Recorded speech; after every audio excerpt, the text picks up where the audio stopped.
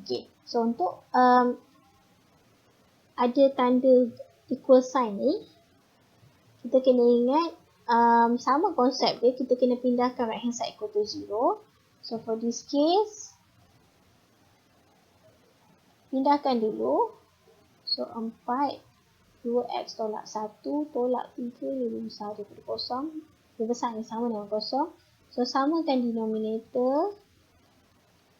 So semua bagi 2x tolak 1. Macam ni. Okay, so kita expand.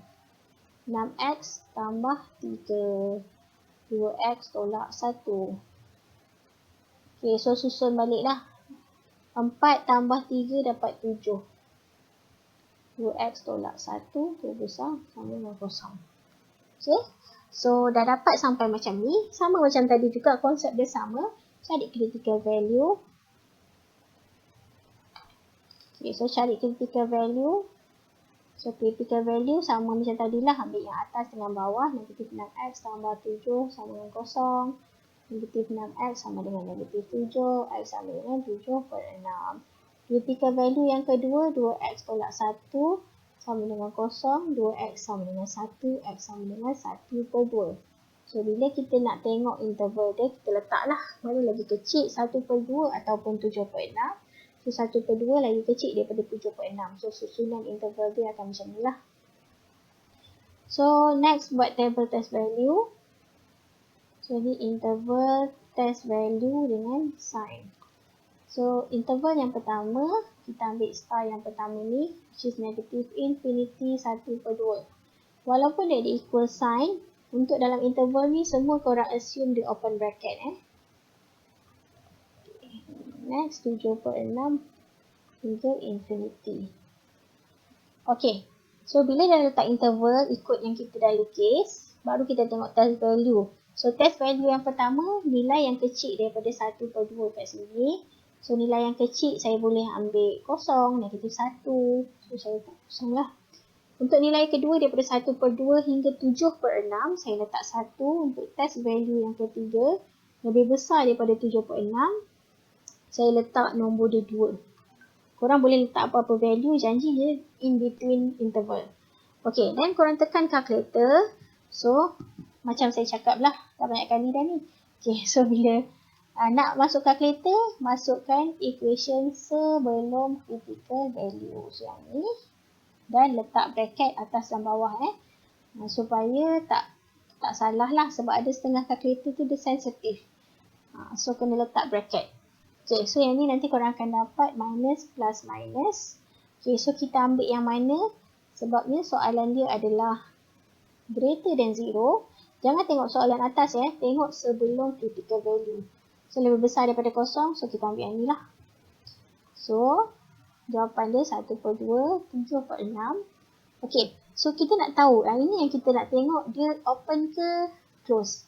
Okay, kalau case yang ada equal sign, greater and equal ni, critical value yang kita ambil daripada atas, ni critical value, 7 per 6 ni kita ambil daripada atas. Kita ambil daripada critical value denominator. Dia akan jadi close. Close bracket. Maksudnya dia macam ni lah.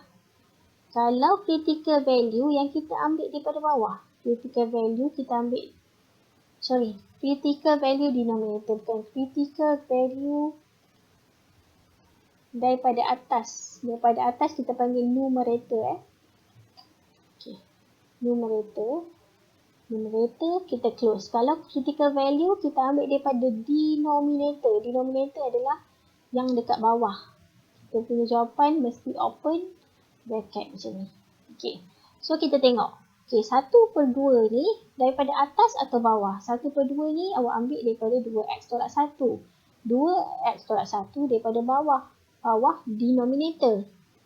Tengok 1 per 2. Awak ambil critical value 1 per 2 ni daripada denominator pembawah. So pembawah, daripada bawah dia akan open bracket. So bila open bracket, dia bulat lah.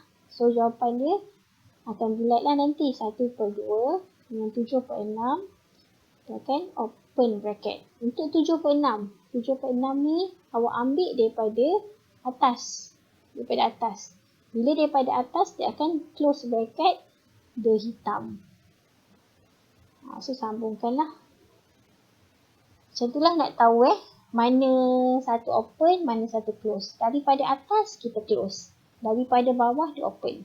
Kenapa macam tu? Sebab daripada bawah, kalau kita gantikan X sama dengan 1/2, ni kan kita dapat X 1/2 kan?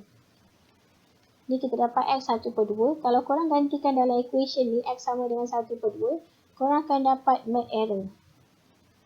Sebab ni kat bawah ni, kalau letak 1/2, korang akan dapat bahagi kosong. Apa-apa bahagi kosong, infinity lah, MAC error lah.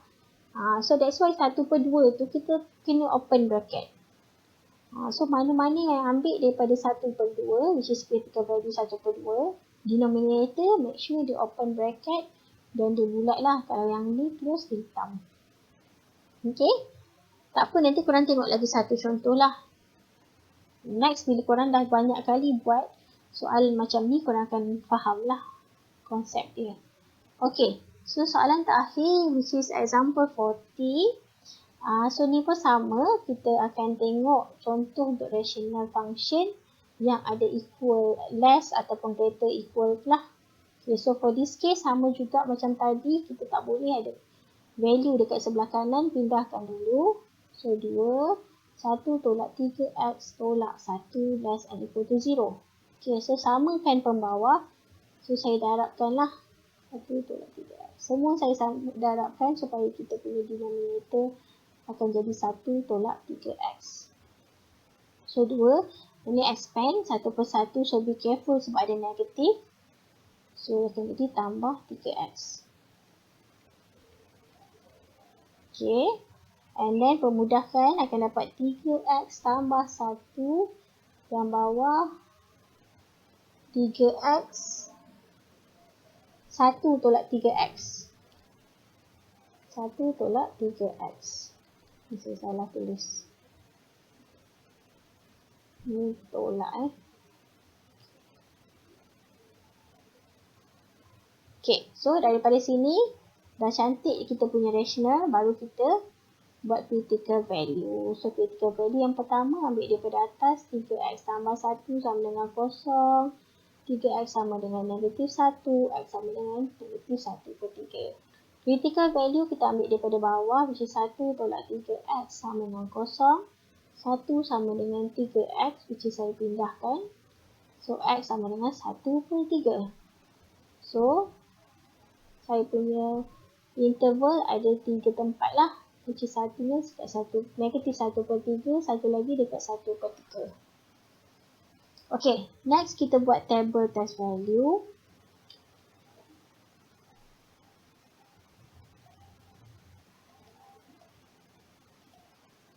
Okay, so untuk table test value, saya ingat pula. Sekejap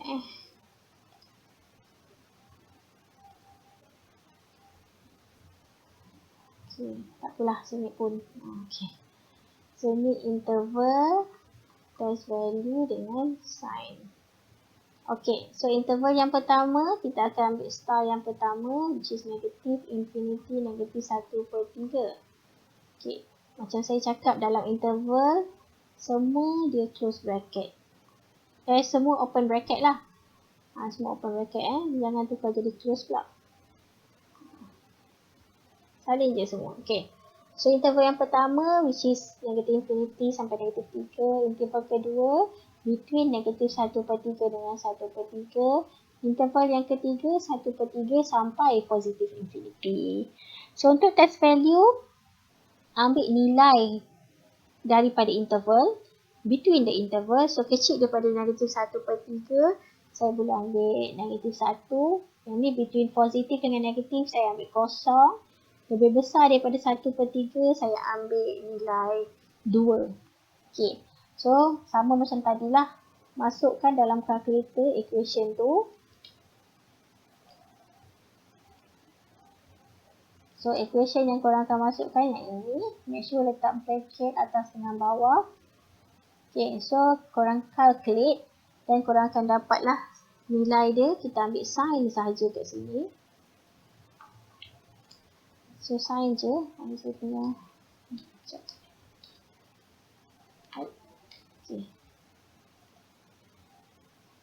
So kita ambil sign sahaja, which is korang akan dapat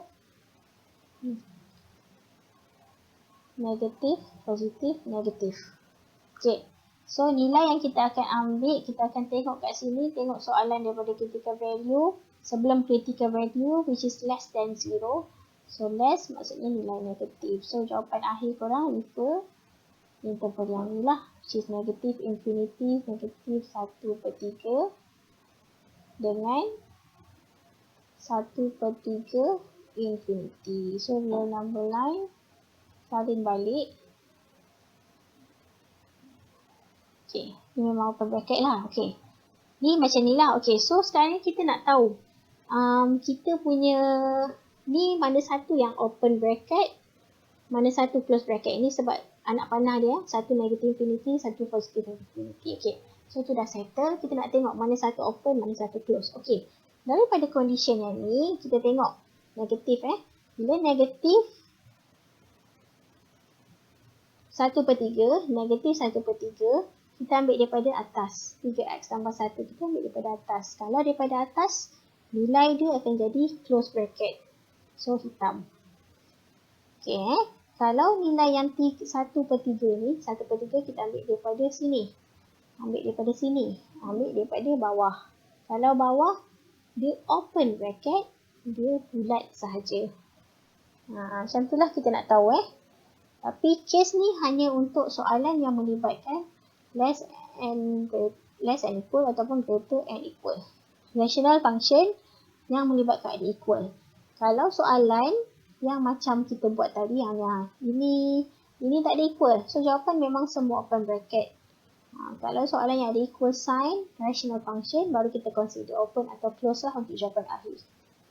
Okay.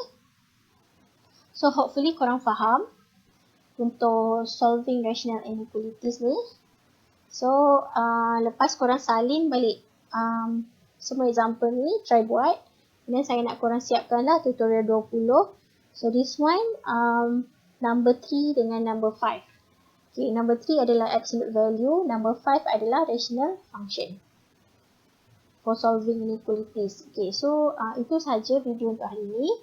Okay, next class kita akan masuk topik baru which is matrices. Okay, so that's all. Make sure korang sign in attendance.